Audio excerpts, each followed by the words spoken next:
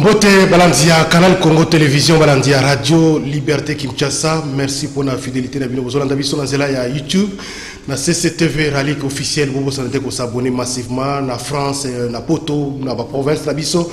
Merci beaucoup pour la fidélité. Deuxième numéro de la semaine, rendez-vous des auditeurs. Lélo, mardi 17 août 2021, joyeux anniversaire. Rendez-vous des auditeurs, équipe technique est en place. Boulimbisi makasi pour un retard to bandi émission na tongo na lelo to boza déjà ebele bandeko benga. En tout cas c'est dit indépendamment de notre bonne volonté à servir bino à temps. Alors l'équipe technique est en place, c'est Doudou Neko Dadi Koussa Kasimbi la caméra na tongo na lelo, Géry Amboka na réalisation, Romain Makonda, José Antiabaza na zela ya web, Bruno Zinga na régie TV, Onésime na régie radio, JP les doyens d'âge kuna na logistique. Merci beaucoup. Nous avons la direction Maïndombe, tracasserie policière, tracasserie administrative, autant de barrières érigées pour tracasser la population. Situation assemblée provinciale, situation il y a gestion, situation globale générale. Il y a province de Maïndombe, émission, il y a mon avec un invité spécial, député provincial, honorable Chris Bangokana. Bangokana. Je vais faire l'effort tout au long de l'émission pour la maîtriser bien. Honorable Mbote. Mbote, monsieur le journaliste. Merci beaucoup. Nandenge, au CP, qu'on a rendez-vous des auditeurs, on a le député provincial, mon ami à territoire, à Inongo, dans la province de Maïndombe. Oui, effectivement, Ndengo Lobi. Nagansi Nagosala, moi, correction Mouké. Autant kombo malamu mais Chris Bangonkana. Bangokana. Chris Bangonkana. Chris Bangokana. Il faut comprendre ce qui. Oui, oui. Toi, ils ont fait ça, essentiel. Exactement. Alors, honorable Chris, dans ce cas, tu as prénom. On a un problème. J'espère que les autres, ça va.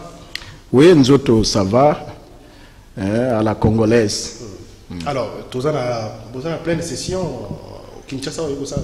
Oui, oui, tous en vacances parlementaires.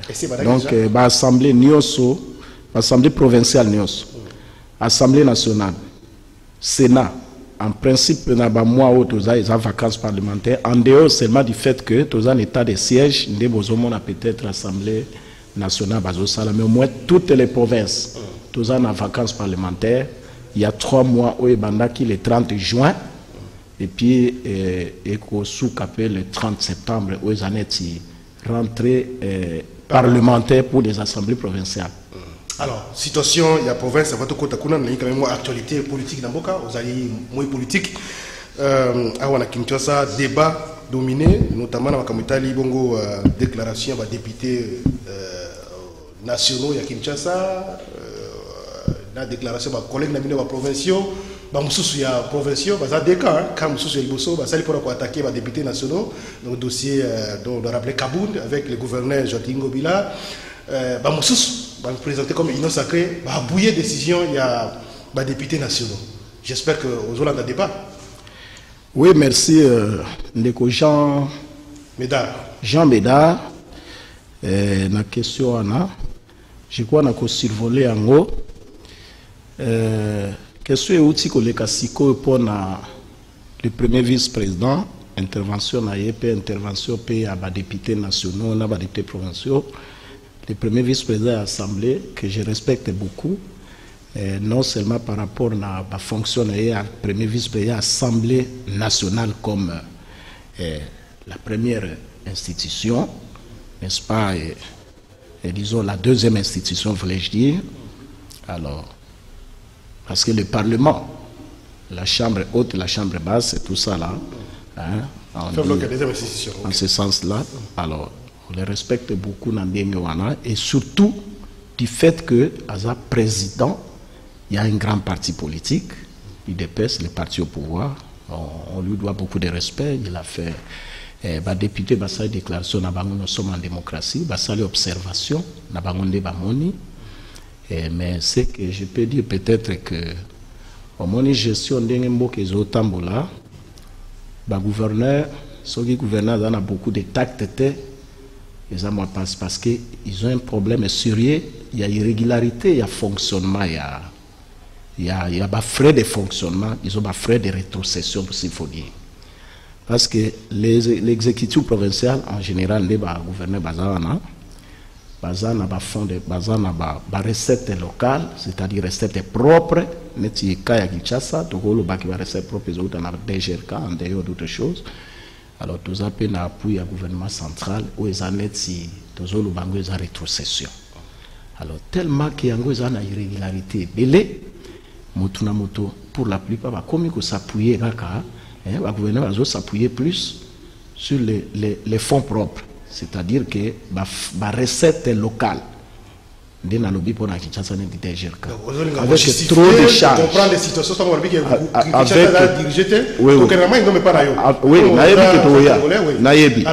alors, avec trop de charges. Situation salité partout, ça dit pour ailleurs, c'est dû notamment à problème, il y a ma coquille à Bissau. Bon, pour Nangaï, personnellement, non, Kinshasa c'est vrai. Mais il faut remonter pour l'histoire. Au moins, Kinshasa, Kinshasa, les bâtir ville province à Kinshasa comme chef-lieu, disons capitale République démocratique du Congo. Population autozanango siko ndeko Jean, population est comme ebélé. Et puis population soit comme ebélé au constat même à ndako. Au comme ndako ce qui est comme population ebélé, ce qui vous salé attention te ndako est comme gestion ndako pour na sauter comme. Mais le problème c'est quoi? Je ne dis pas forcément que tous le gouverneur Gentilini comme d'excuser à Silisi Penza Likambo et Bosoto na Kinshasa. Comme c'est très difficile parce que moi je l'ai toujours dit qu'une fois comme je fais la politique nazana gestion à Kinshasa, c'est que nazana tâche à Mounene Kaya Bosoto. Tout le monde a qui depuis un certain moment il y avait des montagnes. Je crois peut-être que Batobabo c'est une histoire tellement moi me connais les kaki bamboule les kaki. Les montagnes s'érigeaient de part et d'autre. Je me rappelle côté à Kassavubu, côté à des montagnes, des immondices. Mais au moment où nous parlons, je ne dis pas que Sili c'est pas moi ba tunnel ba caniveau non. Mais moi je ne vois plus les montagnes. Nazo mona ba montagne parce qu'il faut partir même ba montagne ya ba immondice auto bandai comme moi. Je ne suis pas en train de plébisciter le gouverneur Ngobila non. Mais au moins je dis par rapport à Ndenge à Bosotoana. C'est-à-dire qu'il faut topper sa chance. Nabiso population, naba élu, na population en général sur le plan même matin, sur le plan même matin à matin. Pour continuer à couper sa confiance, c'est mon colonie. Pour continuer à couper sa confiance qu'au fur et à mesure Mboka peut changer. Vous comprenez? Parce que la gestion d'un État c'est quoi? Hier nous étions avec les chefs d'État sortants. Aujourd'hui à Souki na moi place moko. Siko chef de l'État Oyuaza Siko, son Excellence Félix Chilombo azapenda yaye place à kozwati oyo pa koya à kozwape mwanda. C'est comme ça que nous y allons de manière progressive. Je ne dis pas qu'il y a kenda pe na ndinga male, mais au moins na ko loba même ata na ba montagne ya ba immondice na bi ezali sous-souté. Mais du moins il y a encore trop à faire. Il y a encore trop à faire. Bango basali constat observation na bango par rapport na o na olo que il y a encore trop à faire. Alors il faut préciser député au Ponama na liste il y a AAB FCC à l'époque, est-ce que ça toujours une FCC? Oui, AAB, Action Alternative pour le bien-être et le changement. Vous êtes toujours une FCC ou au 4 Bon, Naza Siko na Union Sacré parce que tout le monde a que visuel chef de l'État à Pronaki, ils ont qui visuel à Malamu, alors que je ne pouvais pas rester parce qu'en tant que député, il faut na pour na côté na zomona que vision naie. C'est une vision du chef de l'État au Union Sacré. C'est-à-dire azo prôner en a valeur républicaine et puis comme ils ont déjà que vision na ils ont prôné pe valeur républicaine entre autres démocratie nakati bonne gouvernance etc. Il faut plutôt prôner bonne gouvernance pour le développement ya mboka na biso. Alors 300 jours tu koleka au continent nakati ya Union Sacré na bito au continent il y a 300 jours 100 jours il y a gouvernement ya sika ya Félix Tshisekedi, gouvernement dirigé par Sam Lukonde qui déjà depuis le 4 août. Tango mikimo kotala évaluation na yo personnel comme député mo pona miya peuple, vous avez l'impression que makambozo qui est moi liboso malamu ou tozaka ka place moko tozo avancer. Bon, en tout cas merci beaucoup journaliste Papa Jean. Dire que tozo marcher sur place, j'ai dit non.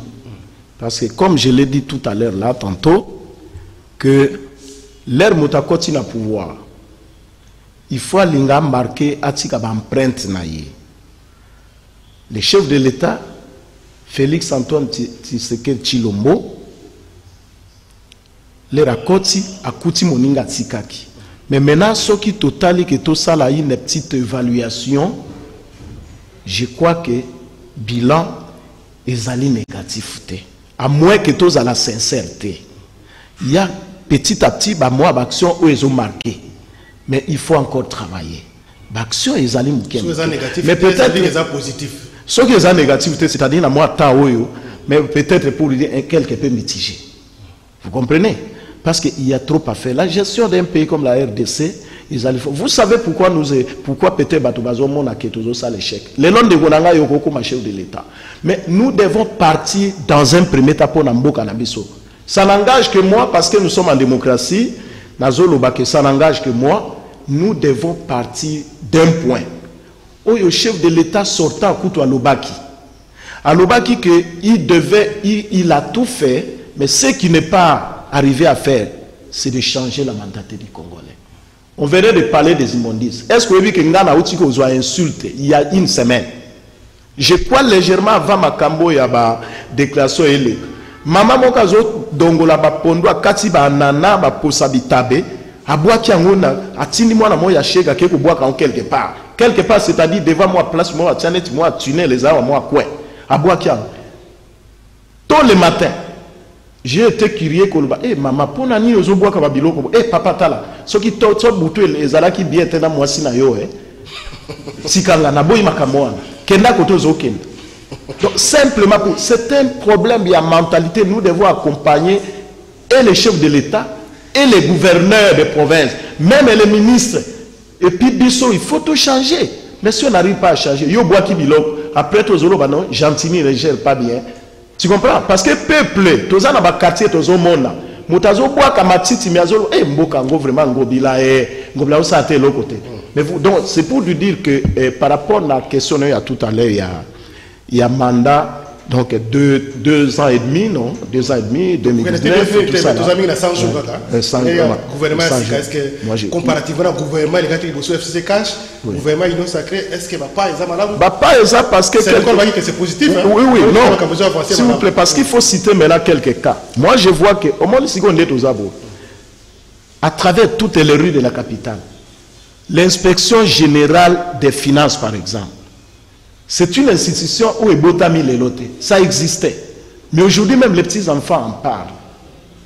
Vous comprenez? C'est-à-dire que si tu as un système, net moi misolo et komi kokota na trésor public pour batoper ba komi ko banga moi mukepe institution. Tout à fait. Alors tant que toucher point wana. Comment on va analyser moi ma quel est le camicolo entre inspecteur général des finances, la ministre EPST pour ma communauté misolo. Ba prime il y a ba to ba surveiller qui ba tenafek tout ça ozoyo canon santé totalement ministre personne se défendre il faut pas foutre ma boko banque et ainsi de suite Hollandi je crois que na carrière là ça peut assez je crois. Oui en tout cas merci beaucoup aux journalistes je crois que na zoa qui occasion à Kolandango 2-3 fois bon moi j'ai été enseignant j'ai fondé na Zolobawa je crois il y a mes élèves qui me suivent mes anciens élèves aujourd'hui tantôt docteur tantôt licencié tout ça et belé je fais 16 ans au Kengen. Institut pédagogique comme professeur. Aujourd'hui, je suis chef de travaux à l'université. Plusieurs fois, dans la salle, il y a examen, français oral de français, comme c'est mon domaine. Au Kenya, je sais comment on a été payé. Sur place. C'est-à-dire, s'il y a eu le débat là pour moi, je dis ceci. De part et d'autre, vraiment, Motazan a raison ou tort pour partager à mon comment? Nalanda qui. Ministre Ndenga Lobi. Ministre a la raison parce que mbongo aneza mbongo moko akiba futa kango séance tenante juste pour s'illuster évaluation. Admettons que Nazala peut-être surveillant. Admettons que Nazala peut-être correcteur parce que la correction paye à tena fait la commission à correction plusieurs fois Nazala peut correction correcteur il y a dissertation. Dans Saint-Joseph fois toujours il y a la commission. Peut-être par journée par pesibino boy, par pesibino boy. Zambon ba futa tiko tak.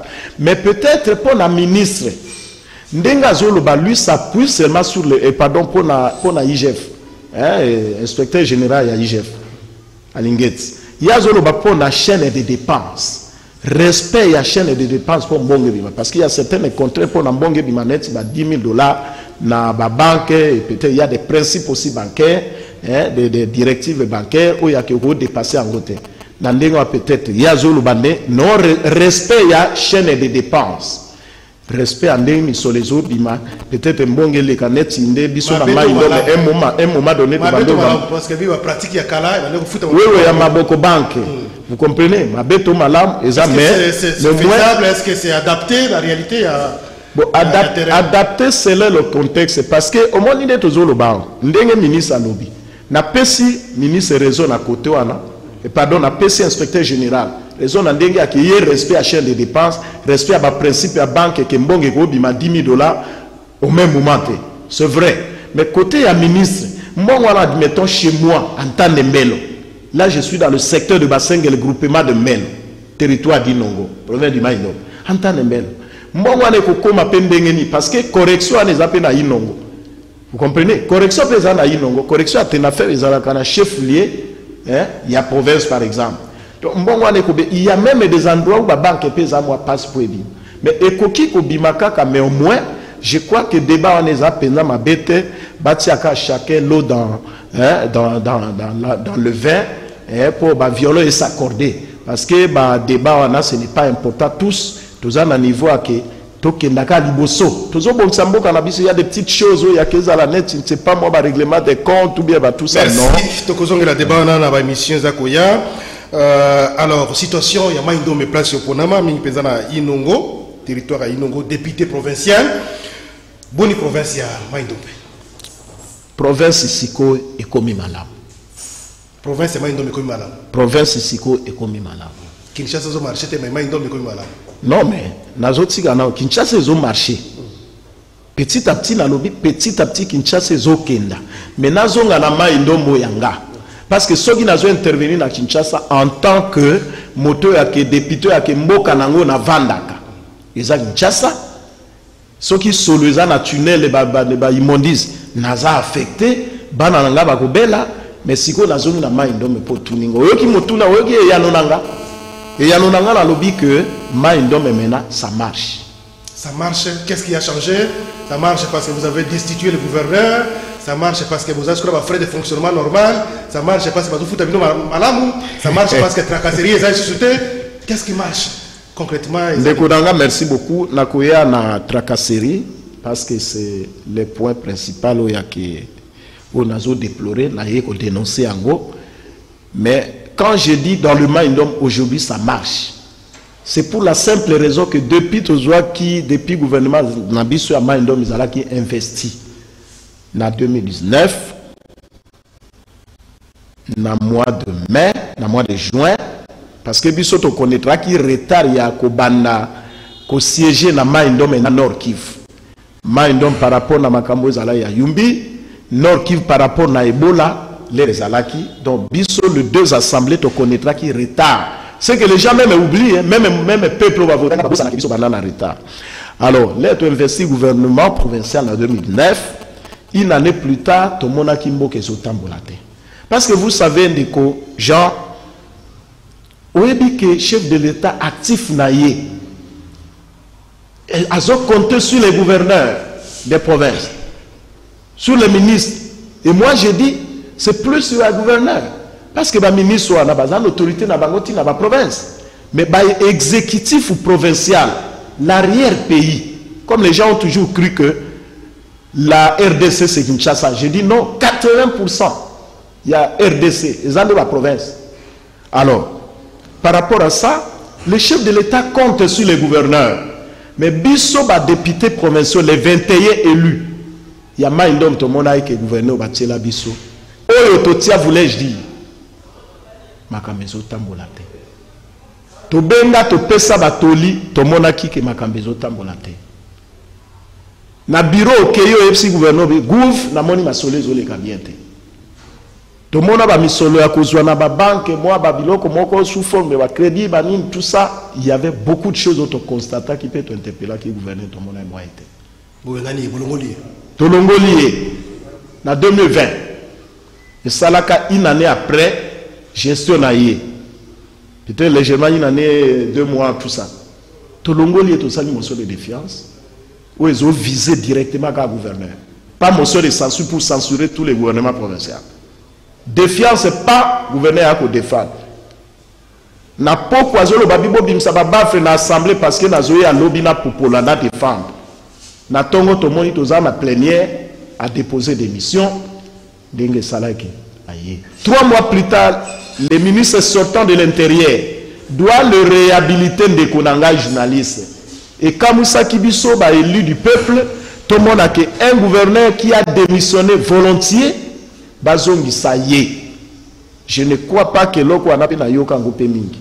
Bon, ils allaient dans le contexte honnête, si le jour de temps n'a pas pris acte, tout ça là, Azonga qui a sali Moussala Naye, un moment de l'autre, moni makamé est à moi. Attends, riba to katakate. Des réquisitoires et qu'il y a autre funda qui est parquet près la Cour de cassation. Parce que l'être le gars défendre, il y a éco défendre. Qu'est-ce que l'on pouvait faire? On pouvait, n'est-ce pas, créer, voter une résolution pour ta création. Il y a une commission d'enquête. Tout ça, l'enquête dans la société. Nous, les mains, on a la chance d'avoir quelques sociétés où ils ont exploité. Tout ça, dans la société, où ils ont foutu à moi un paco. Dans la Yeto, qui na Kinshasa, dans la banque, dans la société, on a pas donné. Tout le monde qu'il y avait un détournement des deniers publics. Grave. De tout ça, là, qui commission, on a tout ça, tout est voté, tout est une résolution, on a rapport à la commission. Tout ce qui a été appelé la cour, parquet près la cour de cassation, tout fondé. 6 mois plus tard, il y a un réquisitoire. Un document où il y a parquet, où il y a autorisation pour que le gouverneur aille répondre à étudier le dossier. Effectivement, dans la minute, aïe, tu voter il faut pas voter. On s'est battu et puis finalement, 16 députés sur 18, sur 19, voter pour que le gouverneur puisse venir, n'est-ce pas, comparaître au parquet près la cour. Mais à un moment donné, tout le monde a la signature. Moi, tantôt, moi, rétrocession, par hasard, ce qui est, il fait zonga à Kinshasa. Il fait zonga à Kinshasa. J'ai sûr que vous avez chef de l'État. Nous sommes en train d'aider les chefs de l'État. En tant que membre de l'Union sacrée, tous les chefs de l'État.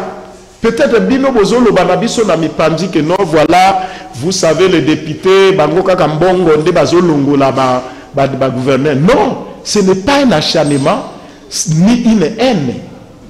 Les assemblées provinciales à Maïndom. Aujourd'hui, vous avez la chance d'avoir un député devant vous. Il n'y avait pas de sentiment pour que le gouverneur puisse partir.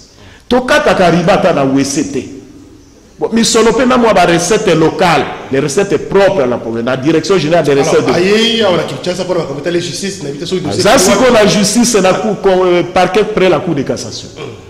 Tout le monde qui a dit la moi bouquet, pour misolo, ça na science à zozwa misolo. Tout ça la mbeli. Total bon rebelle les sous à détournement. De tout ça là qui est motion de défiance. Parce que la motion on l'a fait que une fois là. De tout ça là en 2020. Même à BBC en 2023, la bambou basanza na tokosa elote. To l'église comme en 2021, la prérogative na biso ezali kaka malgré ba réhabitant qui est. To kata ata riba na côté na ngate. Akenda kapé pa na bi au moins na kapé no ke kiri wa ke oshwa ke c'est pas moi territoire inongo ke bolobo yumbi pe basali mo eloko action de gouverneur Poutou Paul. Gouverneur Poutou Paul Bolo ilanga de to sala qui émotion de défiance et de sous pas to ko ici aye côté recours na cour constitutionnelle atie recours na ye ba peut confirmer cour à rendre arrêt na ye c'était samedi je me rappelle rendre arrêt na ye comme pour confirmer n'est-ce pas la déchéance il y a pas député provincial pour le gouverneur Poutoupor et c'est tout maintenant le vice-gouverneur qui assume c'est pas moi qui expédie les affaires pour qui fait l'intérêt mais voulais-je dire mais Azo travailler tout le monde peut pour les autres travailler. Qu'est-ce qui a changé? Qu'est-ce qui a changé de Konanga, province à Maïndom, n'a jamais eu une morgue. J'ai même la honte de dire ça devant le micro. Que le Maïndom n'avait pas une morgue, comme chef-lieu d'une province. Mais le gouverneur Poutoupor ne pouvait même pas voir cette situation. Mais aujourd'hui, au moment où nous parlons, le vice-gouverneur, a eu morgue, a eu ambulance, Maïndom a mon ambulance. C'est mon peuple. Il n'y a pas une ambulance au Maïndom, chef de la province. Il n'y a pas une morgue. Au moment où nous parlons, je crois, à Zotonga et Rogar, et l'équipe à poutre. Dans un député, peut-être comment un député a gouverner? Parce que nous avons évalué l'exécutif. Le député, lui, c'est pas moi, n'est conçu par les écoles.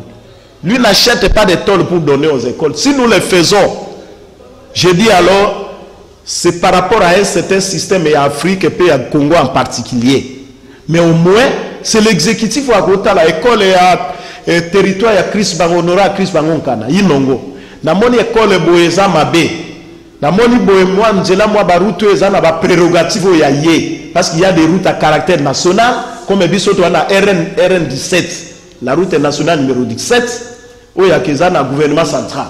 Mais il y a aussi les routes où il y a un gouverneur, ça dit pour la province. Alors, mais tout le monde ici quoi zotonga, aérogare. Je crois 3 mois au tozonga au monde à Makamu. Avant de prendre mon avion pour aller à Kinshasa. Misole Outi, chef de l'État, a outi kotinda mbongo babengi na chaque province babengi yango fonds d'investissement. Oyo linga kiezonga soki za na tango oyo na outi ko lobao. Elinga ezonga na Kinshasa po ekenda soki wapi na yebite. Opération retour. Na yebite soki opération retour ndenge bande kozonga parce que kala mingi tete outi za makamwa na maino. Pas 240 000 dollars ekwe, 240 millions de francs congolais ekwe. Na butu babimisa na banque. Il y a eu même des arrestations par rapport à ce que j'ai dit tout à l'heure là. Mais au moins, les bons investissements, Nzambala la raté, et il y a 2 jours après l'arrêt de la Cour constitutionnelle. Et maintenant, le vice-gouverneur, d'abord, il était encore ici, il a donné des dispositions là-bas pour que cet argent ne sorte pas de la banque. L'argent était logé, et ça dit qu'il est allé à Bandi Misala. Je crois qu'il est en train de construire maintenant 3 bâtiments. Parce que nous avons eu la malchance de voir que notre gouverneur a un site touristique au Mindele, Belge, Batika. Même le gouverneur Jantingo, comme la Sala, on a un carreau qui tombe, on a 4, un brico, il y a Kuituana. Et comme il y a la petite, a écroulé démolition. Pendant que nous on était en vacances parlementaires, petit Sikonda Kouana, des gouverneurs Sikwa Kotonga. Alors, 3 bâtiments, 4 chantiers, na Inongo. Na minute, 3 mois après, bateau au moins détournement, etc. Mais est-ce que hasard devant justice ou est-ce qu'après tant que par motion de défiance et que c'est fini, hasard peut. Non. Merci pour éclairer la population. Au moins, il y a comme individu. Avant tout ça, la émotion de défiance, ce qui est un danger permanent pour la province du Maïndom. Comment danger?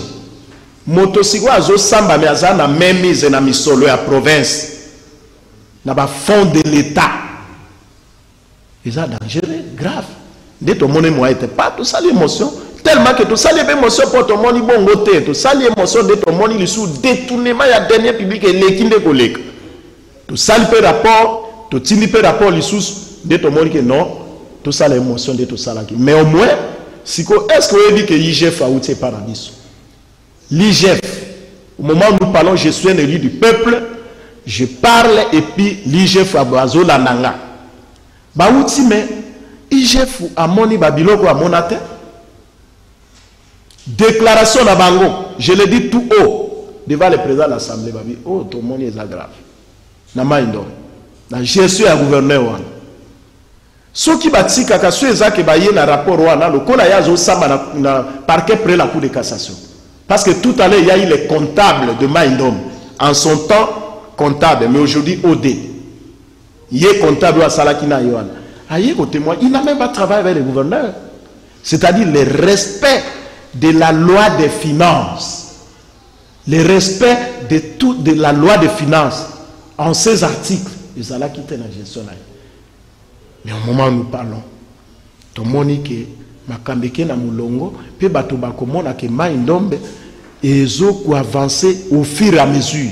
Ah ouais, ce qui a six pour biso be la député toujours ça gouverneur. Le Maïndom, ce n'est pas seulement les chefs liés, c'est-à-dire Inongo. Terminez avec tout ce que vous faites comme chantier. Vous avez engagé comme chantier dans l'entrée. Après, au Kitana, différents territoires petit à petit. Voilà un peu l'image de Maïndom par rapport à ça. Je crois que Nayoka, qui Oloba, qui. D'accord. On a rappelé Combo, Christ, honorable député provincial, Christ Bangon Kanda. Voilà. Au moins, vous avez très bien prononcé ce nom. Député provincial élu à Inongo na Maïndombe. Alors, au lobby Makambo, ils ont la malam. Mais entre-temps, quand on est sur la non faveur de l'émission, vous voyez que Makambo a tracassé. Ma barrière est l'équipe. Mais ils ont quoi que la période, il y a le gouverneur Bolongola, Paul Poutou, tracassé, ils ont quitté. Mais où est-ce que intérimaire, vice-gouverneur, c'est vrai, va travailler avec mais intérimaire, Azotonga, mais tracasserie qu'on a une équipe à barrière. Vraiment. Comment justifier la réalité? Oui. Je crois que c'était à tracasserie. Nazolo bango je crois bakonzi oya mboka na biso bayo kanga malam. Ministre intérieur, vice-premier ministre et ministre de l'intérieur. Même le service nanga ba inaeba la nanga. Tous la situation moko grave na territoire ya Yumbi. Pour l'histoire de tout le monde. Baye ba que territoire ya Yumbi est un territoire frère. Bazo sa la frontière na territoire ya Inongo oyo ngana za élu. Depuis belle lurette, au moment où je parle, le peuple de Yumbi bazo landanga. Le peuple d'Inongo bazo landanga. Histoire rezo laksa que peuple ya Yumbi ba vivaka bazo vive na bango mobimba pona kwanga na bango biloka kolia nyonso eza territoire Inongo, principalement secteur ya basengelo yanga. Ça signifie quoi de journalistes? Biloko ya ba produits vivriers de première nécessité, de produits agricoles, ezala loso, ezala ngube, ezala makemba, ezala kwanga surtout. Biloko nyonso ezouta na groupement ya mbelo, oyo ezala kati ya secteur ya basenge. Ezala ko la rivière Moluka moko euti pa na biso la rivière Mbongo qui déverse ses eaux dans le bras du fleuve Congo oyo ezala na niveau à Yumbi wana, à la hauteur de Yumbi. Soki lelo basengele bakangi babi un mois ba boîte ezouta basengele te zoya na Yumbi te ndeko nanga journaliste Yumbi c'est la mort terminé. Une fois to sala loko wana to sali réunion na Yumbi ba nota ba sali réunion to sala ki 3 semaines to zo ke bato aoki na ba boîte te. Le chef paix à son âme, chef Mantoma ou azala na Yumbi azwaki asalaki réunion na chef yé comme chef de groupement ou yabiso chef de groupement mbelo ba vanda ki na ba nota na la police bazwaki compromis que ba sengel ba zonga ko te kabiloko kuna soki te peuple à Yumbi a beaucoup fanza. Mais ce qui est arrivé depuis un certain moment au komona bana wana nde bazoya oteka ba biloko na bango auti ba sengel makemba o bomona na straba que za makemba ya ba sengel. Ça ne vient que dans le secteur de Bassengel. S'il y a peut-être le peuple Nounou, le peuple Tene, moi, qui est, mais au moins essentiellement, ils ont le peuple Bassengel. Au comment la barrière, les bakomi babimi et sobe wana ba uti na kasi azamba muluka wana babimi siko peme na Yumbi. Barrière liboso za barrière ya demiap. Na kati ya mai demiap. Barrière ya mi balo comment la barrière à force navale. Ya mi sato comment la police. Les éléments de la police. Au commune à Libongo, il y a mis à DGM, Direction Générale de Migration. Motaounti Namboka Zoya pour alimenter le peuple pour vivre. Ndenge Babanda depuis des années, des décennies et des décennies, c'est comme ça que nous vivons avec notre peuple, avec Bandeko Nabiso Banini. Mais ma barrière, on est belé, on a besoin de police à continuer à boîte. A Bendi Makemba, ya ebele azobenda, bazobenga ngo ration. Qu'est-ce qu'ils appellent les rations finalement? Ration de revenus. Ils imposent, ils extorquent. Ils ont des extorsions. Moutaouzonetti, bot moko. Bot, ça dit un paquet de 4 régimes. Baobenga ngo bot. Azui atie na mopandi. Ozan a 500 verres à l'osso. Azui 100 verres à tie. Mais qu'est-ce que fait le gouverneur intérimaire face à la bataille? Le gouverneur intérimaire qui vient d'entrer en fonction tout à l'heure.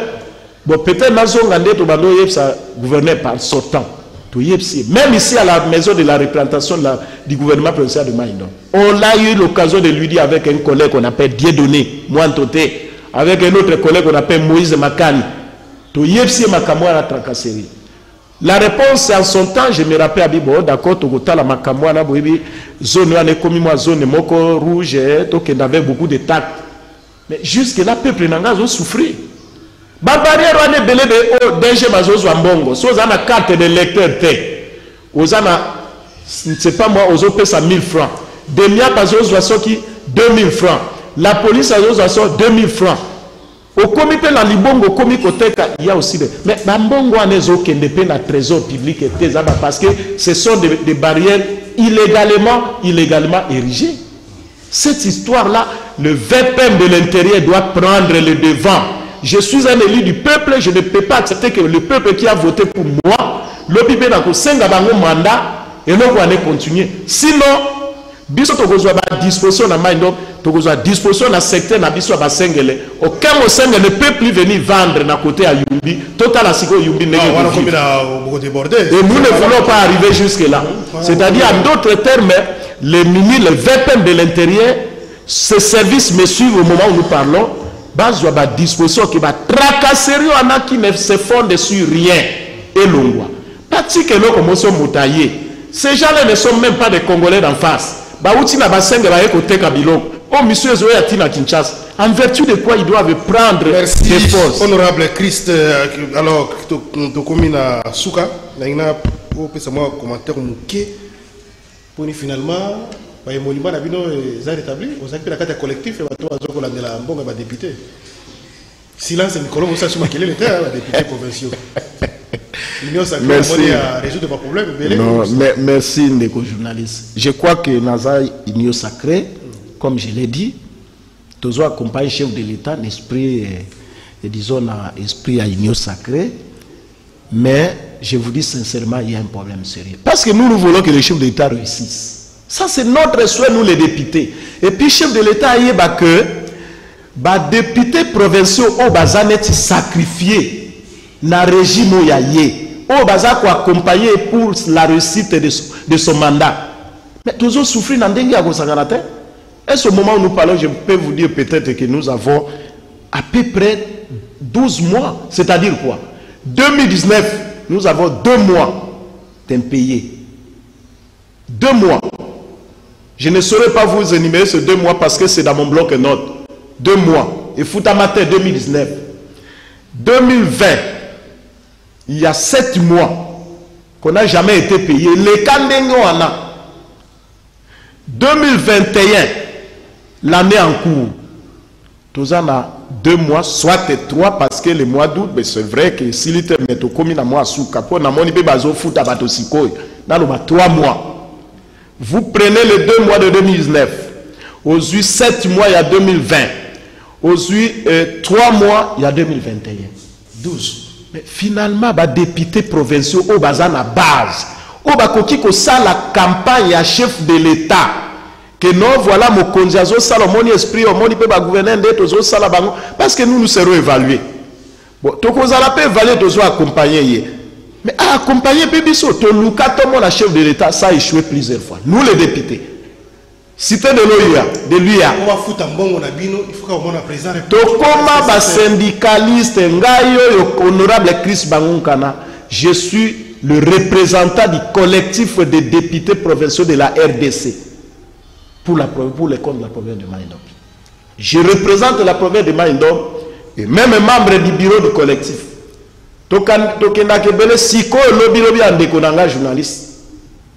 Merci pour m'avoir reçu na plateau Nabino. Touti comme mon ministre ya finance que je respecte en son titre par rapport à titre naïe. Tout le monde y a confirmé à Bibo.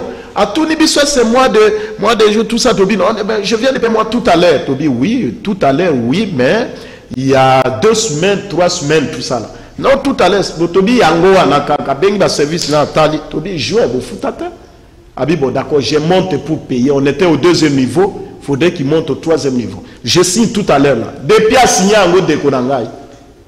Tout le cas la direction de la trésorerie et d'ordonnancement, DTO. la fonction publique et communauté. Pour tout le circuit, je suis devenu financier simplement parce que j'ai été élu député dans ce régime. Donc, tous les barrières, moi, tout ce que je peux demander dans ce micro, nous avons profité d'un micro non simplement pour dire que le gouvernement prenne les choses à main pour foutre à député normal. Donc, comment pour foutre à biso un mois, après 2 mois et demi, 3 mois, il faut beau tambola. Essence, les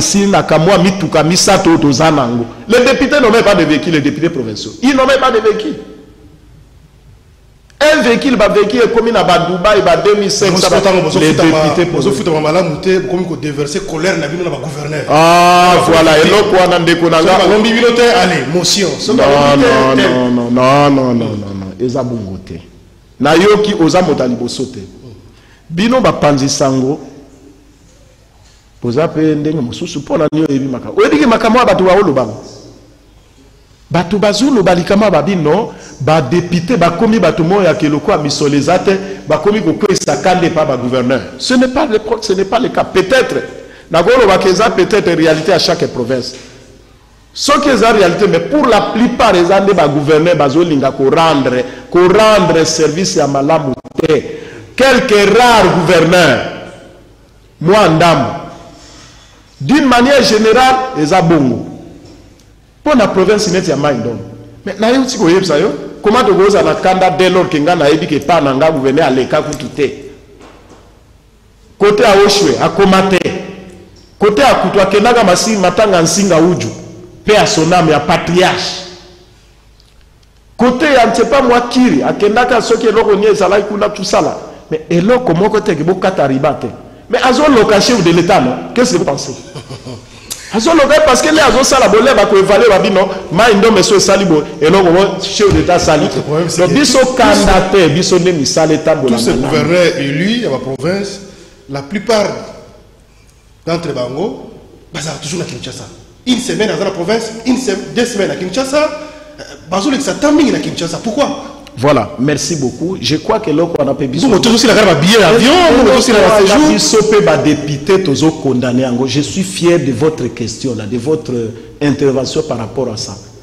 Oui, puis que tu commandes un système, que ce gouverneur, quand il sali moi, les camomoko, ah, bien, les députés, pour benga, même à benga gouverneur, bon salaire attaque question orale par exemple pas à Kimi avec Kinshasa ba bengue na Kinshasa VP ma benga kabango à temps et à contre-temps. J'ai pas dit VP mais sortant aussi le VP moui. Oh voyez ba benga ka gouverneur ba benga ba président assemblée s'il y a un problème ba gouverneur ba commander tikoya ko bata mawa na Kinshasa ba comment ko ya ko bomba mawa les ba bomba ni abino bo kanga mikuna moite biso na maindom il y a même les ministres qui ont fui. La ministre Nyoso Bakimaki, Totika la ministre Moko, Excellence Ngara, le seul ministre qui était resté dans les mains. Le gouverneur à Kinshasa, tous les ministres, le directeur général de la DGRM, direction générale des recettes de Maïndom. Ah, on a Kinshasa. Donc ça permet à tout moment à députés provinciaux, toujours à Kinshasa. Non, au contraire, c'est aux Babungana au Kamwa. Biso ba députés provinciaux pour la plupart bazande bavanda kan intérieur. Biso ba oto se retrouva na Kinshasa que to vanda kabanda kala to vanda kawa soki to zui ko gymnastique na biso ezandeli na zui avion na keyi longo na sali musala à 3 mois na zongi na famille na se préparer après na keyi na mboka o ba fota kinga même pour le moment au moninga lelo je me prépare pour aller dans ma base. Je me prépare avec quelques collègues poto kenda kuna tout ça là tout. C'est comme ça que nous faisons. Biso vana mi to koma pe ko vana mingi apo na ndenge to sala eloko na biso ya syndicat wa no to benga collectif de députés poto landela misolo na biso. Batika ko tia biso na état que député comme un syndicaliste. Et c'est depuis quand député aux les leaders du peuple. To koma mingi apo na makaba landela ba. Ouais comme ça boye Kinshasa boye mon ba leader politique ba province na bino soit ba zubino en charge. On va foutre moi 5 députés au hôtel, on a en charge de transport. Combien de gens au travailler parce que pas forcément, je ne crois pas que ça soit un péché. Ceux qui par exemple motomoko azanet leader ya mai ndombe ou bien leader ya Kwangu ou bien ya Kwilu ou bien ya Bazwel ou bien Otuel ou bien c'est pas moi ya Mongala ou ya province moka zape na moi eloko na bibo ba député na lipe na yo kande pe bozo fonctionner parce que la politique et nyonso ezala chaque coup ezala kana ba ténor nango même ata ba parti nyonso même le parti le grand parti qu'on appelle MLC na chaque coup ayebi le président Jean-Pierre Bemba ayebi que na kwebo nazana leader na ngabo kwebo nazana leader na ngabo et c'est comme ça que les choses marchent en politique. Mais ce qui nga na yo komona yo ndeko na nga admettons que yo zape côté na yo pe na mona yo zape mongala bonga pe na abo fe na yo ce qui na l'équipe peut-être yo zape na likonda na bibo na ko zape mo eloko mabeza mais mabende peut-être tout ça la babiloka que ce problème de gestion sur les amabe on ne peut pas. Merci honorable Chris comme na suka exceptionnellement le nom on appelle parce que on a une émission en retard makasi il fallait couper sa occasion et pas na honorable après ça mama kanisi naye. J'espère que ça a soukaté, comme on a toujours dit, de temps en temps, on va nous le rendez-vous des auditeurs. Merci, les co-journalistes. Oui, ça y est, Jean Médard. Jean Médard. Je remercie d'abord Bino Nandebo Yambinga na plateau na Bino. Je crois que Ndengo le Bezamba le Bosomba Souka Pete. Mais l'ilo Basouke pas n'angeza baka.